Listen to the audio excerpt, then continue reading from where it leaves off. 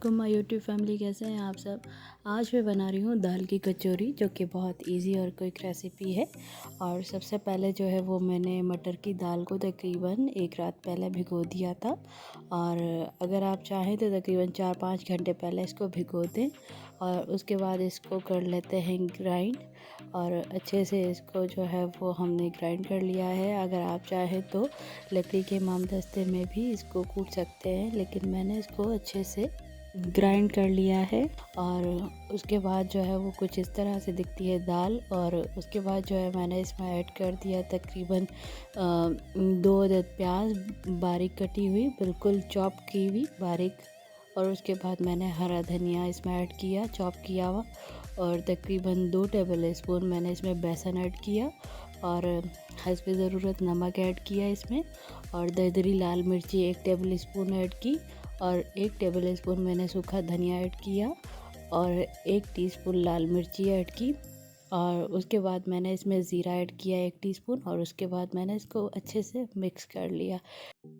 Mix कर लेंगे spatula की मदद से। और उसके बाद इसमें हमने अभी तक हरी मिर्ची ऐड नहीं की। और जब ये सारा मिक्स हो जाएगा तो मैंने इस डो को हाथ की मदद से अच्छे से मिक्स किया है, क्योंकि मुझे स्पैचुला से मिक्स किया हुआ कुछ ख़ास पसंद नहीं। और मैं तकरीबन सारा काम जो है वो हाथ से ही करती हूँ, ग्लव्स भी नहीं पहनती। अच्छी तरह से आप हैंड वॉश कर लें और फिर अपना काम कीजिएगा।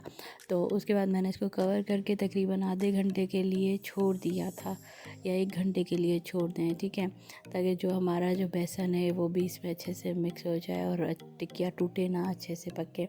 फिर हम जो है वो ऑयल ले लेंगे तकरीबन 1 लीटर के करीब, क्योंकि डीप फ्राई करनी है हमें टिक्कियाँ। जो कचौरी है वो हमें डीप फ्राई करनी है। और उसके बाद जो है अब हम ये टिकिया के बनाने की प्रोसेस पे आते हैं। तो हम थोड़ा सा ऑयल लगाएंगे अपने हाथ पे। और फिर थोड़ा सा, मतलब जैसे हम कबाब बनाते हैं उसी तरह से हम इस टिकिया को बनाएंगे, लेकिन थोड़ा सा दबे हाथों से बनाएंगे। मतलब बॉल को दबाते भी जाएंगे और टिकिया बनाते जाएंगे, क्योंकि अगर हम इसको हल्के हाथ से बनाएंगे तो ये बिखरती जाएगी।